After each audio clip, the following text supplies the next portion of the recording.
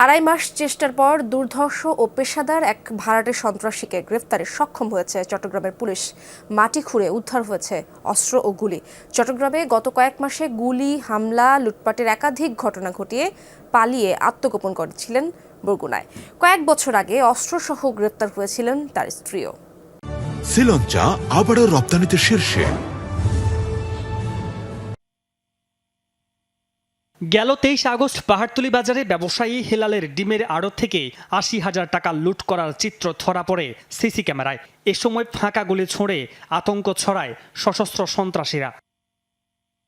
প্রায় আড়াই মাস পর বরগুনা জেলার কাঠবুনিয়া এলাকায় অভিযান চালিয়ে ঘটনার মূল হোতা মনসুর আহমেদকে গ্রেফতার করে পুলিশ। ফুটেজ দেখে শনাক্ত করা হয় তাকে। তার দেয়া তথ্য মতে খুলশীর রেলওয়ে ক্যান্টিন গেট এলাকার মাটি খুঁড়ে একটি অস্ত্র ও 2 রাউন্ড গুলি পাওয়া যায়। রাত ৩টার সময় কলেজ ছাত্র সাইফুল ইসলাম তার বন্ধুবান্ধবদেরকে নিয়ে তার বাবার ডিমের আড়তে বসে বন্যার জন্য ত্রাণের প্যাকেজিং করার সময় ডাকাত মনসুর বা সন্ত্রাসী মনসুর তার দলবল নিয়ে ওই দোকানে হামলা করে। পুলিশের দাবি, মনসুর পেশাদার ভাড়াটে সন্ত্রাসী। গেল ৪ নভেম্বর খুলশীতে অটোরিকশা গ্যারেজে ইলিয়াস নামে একজনকে গুলি করায় এবং ২১ অক্টোবর নগরীর ১৬ শহরে স্বর্ণ ছিনতাইয়ের ঘটনায়ও তিনি জড়িত।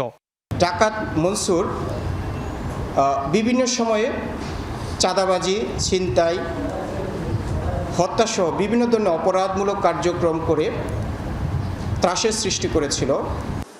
পুলিশ জানায়, মনসুরের বিরুদ্ধে চট্টগ্রাম সহ দেশের বিভিন্ন স্থানে একাধিক মামলা রয়েছে। ২০১৮ সালে তার স্ত্রী কোহিনুর বেগমও অস্ত্রসহ গ্রেফতার হন। মামুন রশিদ অফি, যমুনা নিউজ, চট্টগ্রাম।